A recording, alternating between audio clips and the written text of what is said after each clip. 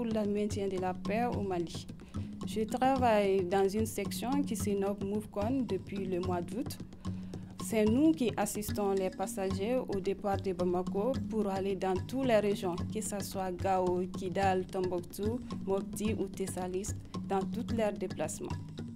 Mon expérience dans le maintien de la paix, dans le DPKO en fait, j'ai travaillé en tant que volontaire des Nations Unies en Haïti. J'ai commencé sur le terrain, j'ai travaillé 5 ans sur le terrain, ensuite je me suis joint aux équipes des affaires politiques, au cabinet de représentants spéciaux et je suis partie aussi à New York, donc j'ai fait le terrain et j'ai fait aussi New York et maintenant je suis contente de revenir sur le terrain à la MINUSMA. La première expérience était au Congo et j'étais dans les commissariats de police et je constatais les violations des droits des femmes et j'apportais des mesures correctives. Mon expérience dans le maintien de la paix a été toujours dans le cadre de l'information publique et des rapports avec les médias. Et donc elle a été assez diverse, et surtout sur le continent africain. Et j'ai fait aussi les missions politiques spéciales qui se rapprochent du maintien, enfin des opérations de maintien de la paix, ne serait-ce que par le fait qu'il s'agit de missions déployées après des situations de conflit. Donc c'était pas trop long, mais assez intense et assez intéressant. Alors j'ai commencé avec le département de maintien de la paix depuis 2005. J'ai travaillé en République démocratique du Congo, j'ai travaillé au Burundi, j'ai travaillé en Haïti et maintenant je suis avec la MINUSMA au Mali. C'est la première expérience que j'ai dans une mission de maintien de la paix. Donc, je suis arrivée ici il y a 4 mois. Et je travaille au sein des Nations Unies depuis une quinzaine d'années. Tour à tour dans un bureau régional du Haut-Commissariat des Nations Unies aux droits de l'homme pour l'Afrique centrale. Et je suis ici à la MINUSMA depuis avril 2013. Je suis arrivée dans le cadre des premiers officiers des droits de l'homme qui ont été déployés dans le cadre de la mission, le Bureau des Nations Unies au Mali, UNOM, qui était l'ancêtre de la MINUSMA. The last 15 years I've been working in aviation safety section, doing all job as aviation safety officer, would do first as assistant, now as aviation safety officer in a field mission. Mon expérience dans les missions de maintien de la paix, ce sont mes premiers pas et c'est un plaisir pour moi de faire ce pas au Mali, qui est un pays frère. C'est ma toute première expérience au sein d'une mission de la paix. Il se trouve que cette mission se déroule dans mon pays. Je suis doublement concernée en tant que professionnelle et en tant que malienne. Mon expérience est passionnante, je dirais. J'adore mon travail, j'aime beaucoup ce que je fais. C'est difficile, il y a beaucoup de défis, il y a beaucoup de sacrifices personnels, mais on retrouve beaucoup d'expériences très enrichissantes. Très difficile, mais à la fois enrichissante. Beaucoup d'amis, beaucoup de bonnes expériences. Passionnée du terrain, surtout du terrain. Dans le maintien de la paix, je dirais que c'est ma première expérience, mais c'était mon rêve de travailler pour mon pays, d'aider mon pays. Surtout, comme vous le savez, on est en guerre, il ne faut pas l'oublier. Et je vais participer au maintien de la paix de mon pays. Working in a peacekeeping mission in hazardous places, it's definitely not one of these locations where every woman would like to go and come. I had difficult times and good times. I think as every job, when you like your job, you go, but you do have to sacrifice a lot. Je voulais travailler dans une mission de maintien de la paix parce que ça correspondait à mes valeurs et que ça me permet de partager un message de paix et de participer à un processus de paix dans un contexte autre que le mien. C'est un partage et aussi un acte de solidarité universel avec d'autres sociétés.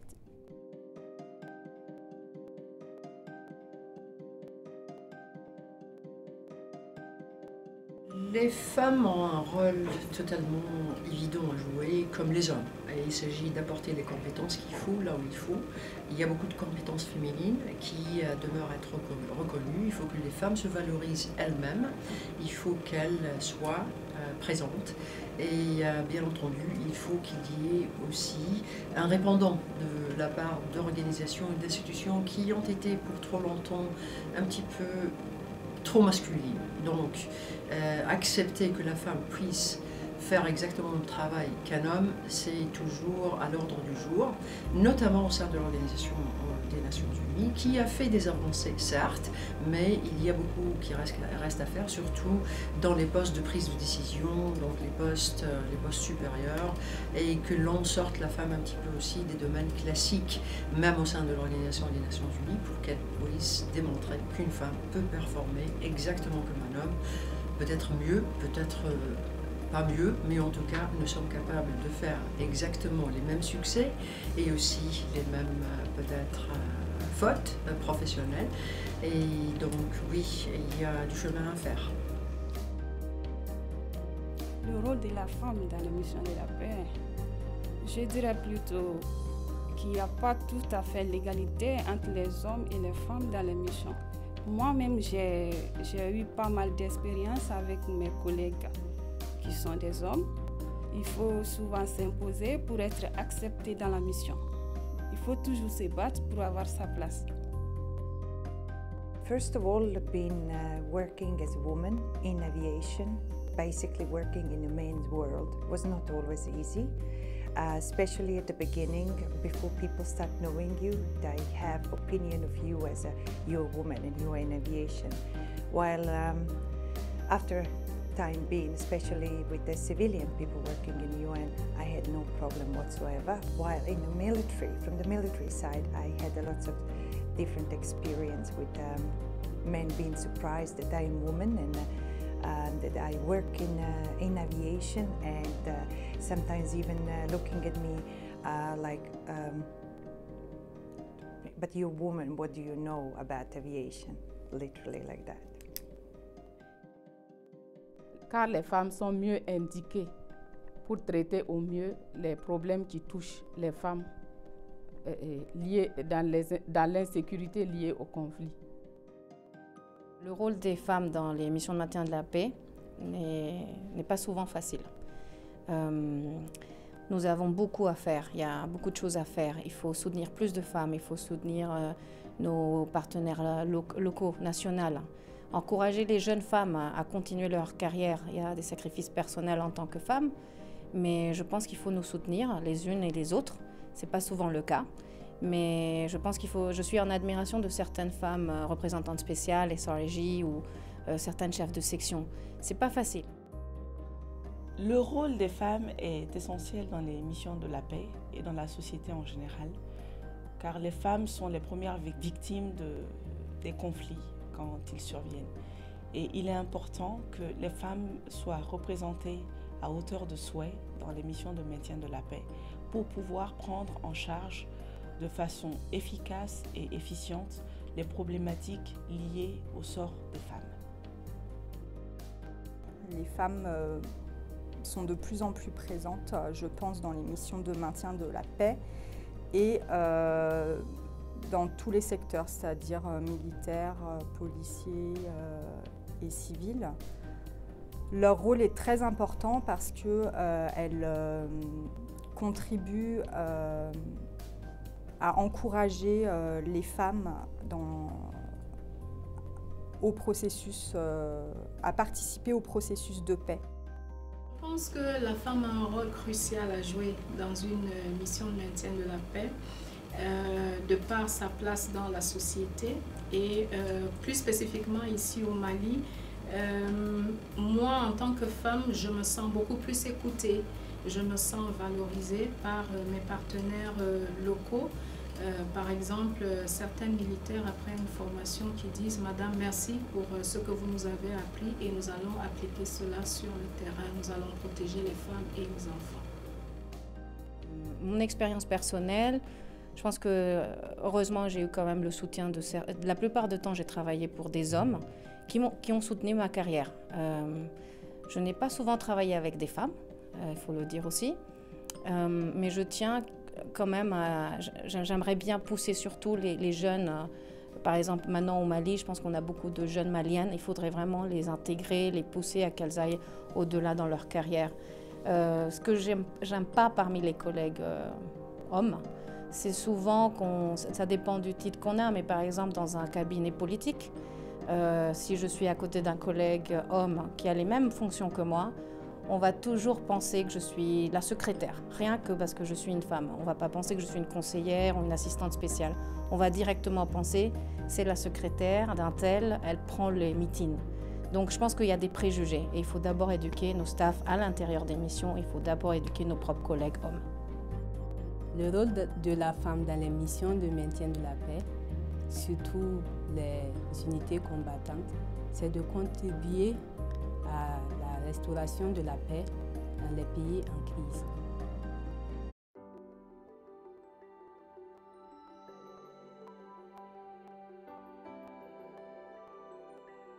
Dans le cadre de mon travail, en tant que femme, je ne pense pas avoir ressenti une différence de la part de mes interlocuteurs du fait que je sois une femme. J'ai été reconnue comme une professionnelle. Donc je pense qu'au quotidien, mon rôle est valorisé, que je sois une femme ou que j'ai été un homme. Les choses auraient été assez similaires. Je me sens toujours valorisée. Parce que le travail que je fais au pays, c'est le même travail que je fais ici et j'évolue toujours avec les collègues hommes, sans problème ni difficulté quelconque. I remember I was communicating with one of our military Air Force detachments in Congo, and everything, all our correspondence was done through email. And when we supposed to meet, when I met with the guys, with the contingent, they were absolutely stunned when they found out that I was a woman. And they said to me, "But you're a woman." I said, "Yes." "But you are a woman." "Yes." Okay, and you see instantly, whatever from the professional perspective, what we corresponded between each other was okay. Now suddenly everything lost on importance. It was not important anymore because, I don't know, probably because I was a woman. J'ai eu des opportunités et c'était facile pour m'intégrer parce qu'en général, les sujets sur lesquels je m'investis sont les femmes et les enfants les plus vulnérables. Et les missions où j'ai travaillé écoutent vraiment les conseils qu'on a à apporter pour améliorer leurs conditions de vie et de sécurité. Personnellement, je n'ai pas vraiment senti que j'ai été exclue ou que je n'ai pas été valorisée, parce que effectivement, ce que j'ai fait, c'est de ne pas me laisser dévaloriser par mes collègues, en prouvant à tous que je fais un travail comme il faut, comme il se doit, et que voilà, donc je suis une coéquipière, je ne suis pas là pour menacer quoi que ce soit en tant que ce que l'on pourrait être le domaine classique des hommes, et que les femmes peuvent exceller dans ce domaine, peut-être en adoptant des approches qui étaient moins masculines, je dirais. Avec les autres interlocuteurs, j'ai fait exactement la même approche, tout en l'adaptant aux besoins de la population, de la culture locale. Mais en fin de compte, personnellement, je pense que c'est une question de confiance en soi-même, de ne jamais venir en avant en se sentant victime, qu'il faut traiter tout le monde avec confiance, surtout en soi, et de persévérer et persévérer et persévérer. Dans le cadre de mon travail, je ne me vois pas intégrée, puisque mes collègues hommes Je pense qu'il me voit plutôt comme une femme qui n'a pas de force, qui ne peut pas tout faire, qui ne peut pas courir de gauche à droite. Surtout, comme vous le savez, notre travail consiste à assister les passagers ainsi que leurs bagages. Par exemple, s'il y a un objet lourd à porter, pour eux, ils se sentent plus supérieurs à moi par rapport à ça. Ils pensent que c'est eux qui peuvent faire ce travail, pas moi. Donc, ils pensent qu'ils sont mieux que moi, en quelque sorte. I always felt integrated with my colleagues, and when it came to decision making, I had no problem whatsoever. I worked in another mission with 3 or 4, 5 men, and because we knew each other and we worked together, I had absolutely no problem whatsoever. Not even with the management. I never had any issues, any problem. They always respected my professional opinion rather than looking if I am who I am and where I come from. Je me sens parfaitement intégrée au sein de l'équipe dans laquelle j'évolue. C'est l'une des rares sections où non seulement la parité est respectée, mais les femmes sont plus nombreuses que les hommes. Et la collaboration avec nos collègues masculins se déroule parfaitement bien. Et il est important également de souligner que la section est sous le leadership d'une femme. Je vis et j'évolue avec mes frères d'armée. Je n'ai aucun problème et je me sens parfaitement intégrée au sein des forces armées. Je me sens parfaitement intégrée et valorisée dans le cadre de mon travail. Je suis chef d'une unité qui est l'une des unités assez importantes de la division des droits de l'homme. Je suis consultée au quotidien et mes conseils comptent pour les décisions qui sont prises pour la stratégie de la division des droits de l'homme de la MINUSMA, et même du côté des partenaires gouvernementaux également, je suis consultée pour un certain nombre de questions. Mon expérience personnelle, je pense que heureusement j'ai eu quand même le soutien de la plupart du temps j'ai travaillé pour des hommes qui ont soutenu ma carrière. Je n'ai pas souvent travaillé avec des femmes, il faut le dire aussi, mais je tiens quand même j'aimerais bien pousser surtout les jeunes. Par exemple, maintenant au Mali, je pense qu'on a beaucoup de jeunes maliennes. Il faudrait vraiment les intégrer, les pousser à qu'elles aillent au-delà dans leur carrière. Ce que j'aime pas parmi les collègues hommes, c'est souvent ça dépend du titre qu'on a, mais par exemple dans un cabinet politique, si je suis à côté d'un collègue homme qui a les mêmes fonctions que moi, on va toujours penser que je suis la secrétaire, rien que parce que je suis une femme. On ne va pas penser que je suis une conseillère ou une assistante spéciale. On va directement penser c'est la secrétaire d'un tel, elle prend les meetings. Donc je pense qu'il y a des préjugés et il faut d'abord éduquer nos staffs à l'intérieur des missions, il faut d'abord éduquer nos propres collègues hommes.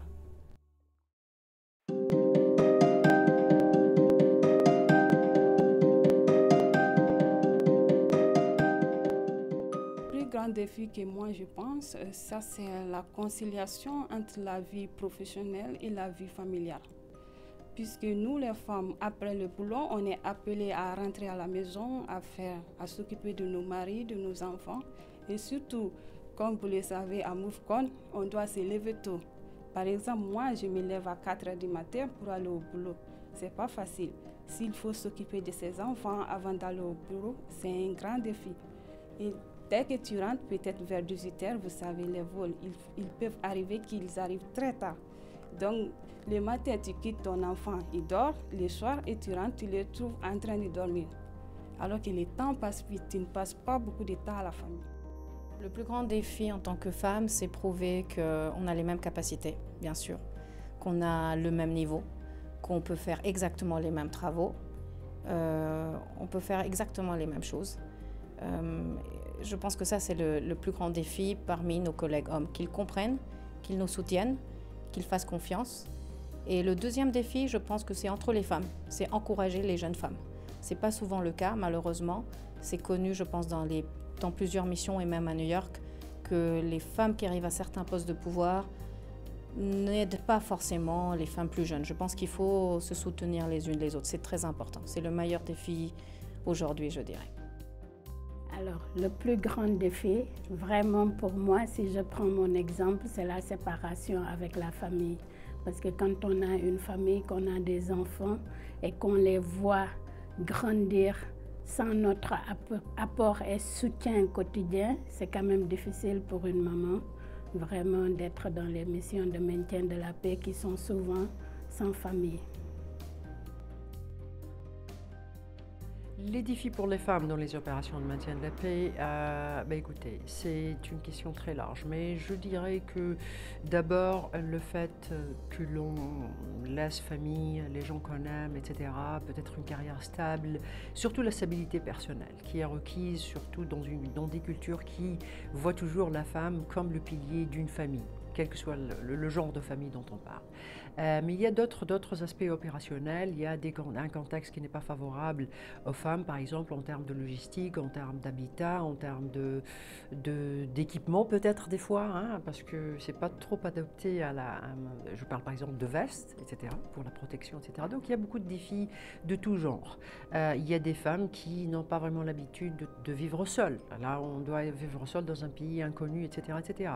Les menaces contre les femmes en termes de sécurité, par exemple dans les zones où il y a des risques évidents pour la sécurité des femmes, soit qu'elles soient étrangères ou locales, il y a toujours un risque double pour les femmes qui sont toujours prises pour victimes faciles. Moi personnellement, les défis essentiels auxquels j'ai fait face ne sont pas vraiment nombreux parce que je suis quelqu'un d'assez indépendant et puis j'ai une longue expérience, si vous voulez, de déracinement, mais en tout cas, le défi essentiel, c'est de m'adapter essentiellement, d'être déployé immédiatement, de comprendre tout de suite, surtout dans le domaine de la communication, le contexte dans lequel je travaille. C'est un travail que je fais qui est à zéro faute possible. On peut pas, et donc il y a un besoin énorme d'adaptation immédiate qui n'est pas nécessairement quelque chose de facile à faire pour tout être humain, pardon. Et voilà, mais pour le reste, le meilleur dans ce qu'on fait, c'est la capacité de penser en tant qu'être humain, citoyen du monde, et de laisser tous ces préjugés, tout ce qu'on sait, tous ces attachements culturels, etc., et d'être adaptable. Les défis que les femmes font face en maintien de paix, c'est la promotion du genre et la lutte contre les violences sexuelles et les violences basées sur le genre et l'identification et le traitement des besoins touchant les femmes, entre autres. One of the experiences that I had with UN, with the people working in UN, was almost like 15 years ago, 13, 14 years ago, when I started working in Timor. We had the visitors from New York coming to do assessment in aviation, and we had a dinner in the evening, and aviation colleagues invited me for dinner as well, and I was only female sitting there at the table, 10, 11, 12 people. And after a few drinks, a colleague from New York said, he asked me, do you know why women do join UN? And for some reason, he was just sarcastic all evening, and I said, okay, just tell me. And he said, first, because they cannot find boyfriend in their home country. Second, they don't have any friends. And third, they probably just got out of the wars, and they come to basically soothe their wounds. They come to UN. I didn't know what to say.